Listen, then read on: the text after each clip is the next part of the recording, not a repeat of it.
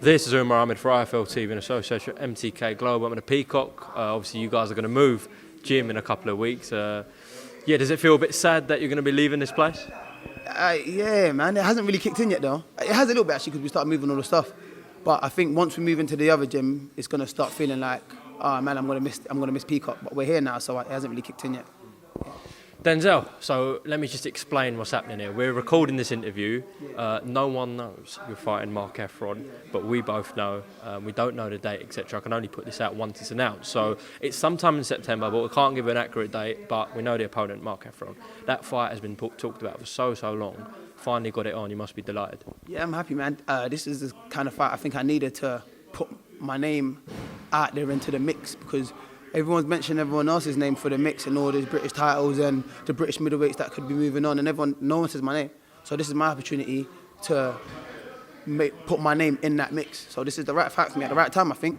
I think it would have been the right time when it got first announced. I've always felt like I could beat him. So now that it's happening now, I've only gone better over time. I've corrected some mistakes, I've done things, I've been sparring, I've learnt more, stronger, fitter, all these things. So I just feel like I'm better now than I was when it got first put to me. Are you surprised that it's been made? Because it took so long that you'd have thought this fight's just not going to happen now. Why do you think it's been made now and they've agreed to the deal? You know what, I'm not even surprised it's been made. I think they looked at my last performance and thought, oh, we can have him. And I said that right after my fight. In the interview, I said, after this, I think a lot of people will be looking at lips thinking, okay, yeah, we've seen something now, because I don't think there was a lot of me, because I was stopping everyone. And the only fight I went the distance, or the two fights, only one of them's on YouTube, and that was a while ago. But I think everything more recent has been stoppages, so no one's got a gauge of my style, or no one's seen what I really box like.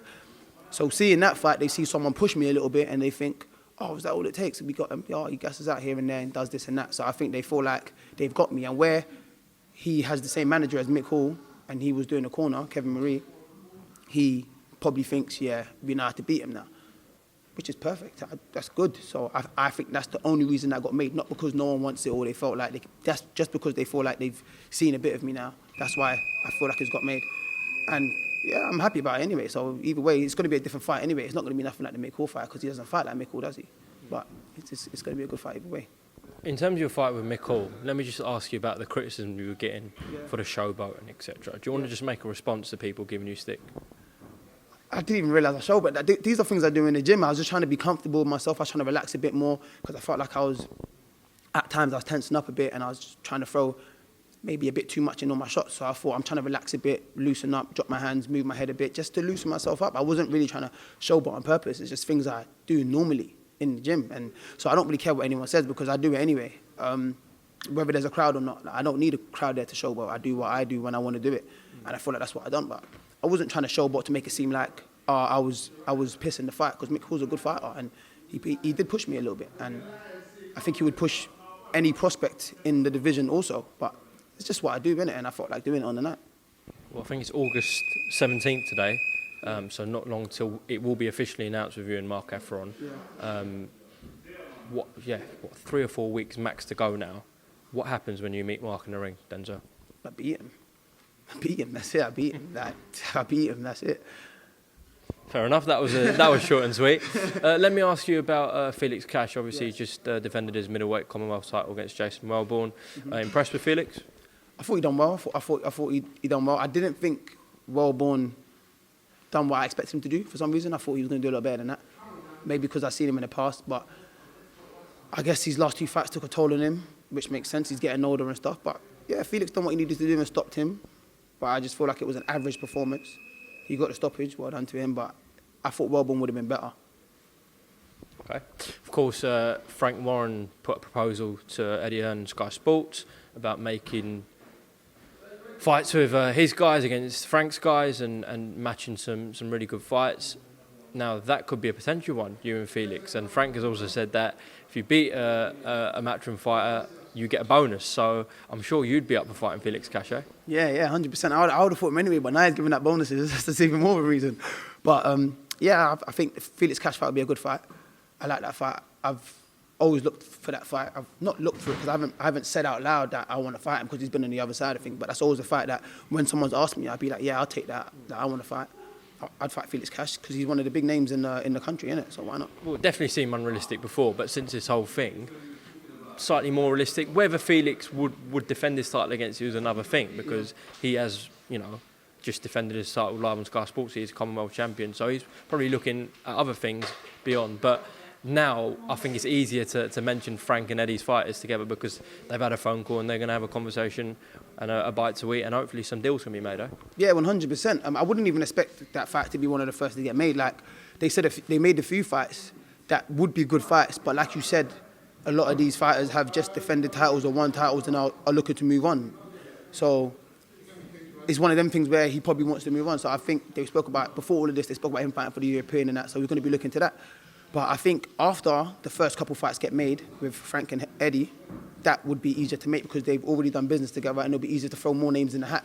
And I think that's when I'll probably push for that fight a bit more after they do business the first time and it succeeds, hopefully. And then I'll be pushing for that fight more. And if he's got no one to fight, he's obviously going to want to fight someone, so he'll probably turn around and fight me. Another one is Liam Williams, obviously with Frank, etc. So that would be easier to make on that part, but obviously we don't know how realistic that is because he's looking at world titles, plain and simple. But these guys, Liam Williams, Felix Cash, you believe that if that fight was made with you whenever, you go and knock them out? Yeah, 100%. Like those are fights. Well, maybe not knock them out, but I'd win. I think they're fights I'd win. But obviously they're both top guys. They're both tough guys. They're both really good fighters. I think they're both in the top 3 in the country right now, well, on BoxRec anyway. And like fights with Liam Williams, like you said, he's moving on to world level, but he keeps holding on to the British. That's the only reason. That's the only thing that's giving me a reason to say his name, because he's holding on to the British. So if you're holding on to the British and you're obviously technically a domestic level fighter, so that's the only reason he's giving me to say his name. If he moves on to world level, then of course I respect that and you're world level. Then until I get there, I don't have to mention your name. But if you're going to hold on to the British title and stunt my growth as a fighter in my career, of course I'm going to say your name. And I think that fights I can win. I think he's a good fighter, but I think by the time that fight's made, I will be ready and I'll get myself ready. I rate myself highly. I know there's things I need to learn. In terms of experience, he's there. You feel me? So he's there. But guys like him and Cash, listen, they're top guys in the division, and if I didn't want to fight them, it would be weird because I want to be the best in the division, innit? So obviously it will come when the time is right, and when it does come, I'll take that happily, like I'm taking the Heffron fight.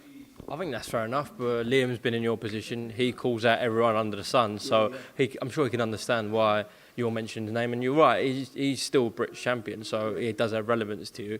Have you sparred Felix Cash before, by the way? You haven't, no? Yeah, we sparred a few years back. He came down here, we sparred a little bit. Only done 4 rounds though. How was that with Felix? It was a good spar. It got heated after, but it was a good spar.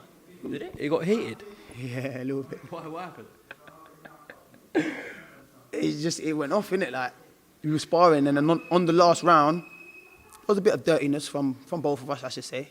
So he was like hitting below the belt, behind the head, all of these things, rubbing heads in his face, and I guess, what did I do? I got a little bit frustrated, so I think I put him in a little headlock, then he got heated, and then lifted me up. We were on the floor, tumbling, rolling, all of that stuff, but I ain't really said nothing about it because it's one of the things that happen in the gym.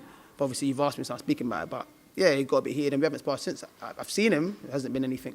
Obviously we squashed it after, but at the last round it got a bit heated. We started like tumbling on the floor and stuff, but yeah. Fair enough. I was just expecting, we had a couple of rounds, it was all right, but I didn't know all about these headlocks.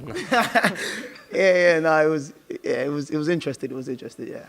All right, Denzel Bentley, best of luck with your fight against Mark Heffron. Anything you'd like to add before we go? Yeah, man.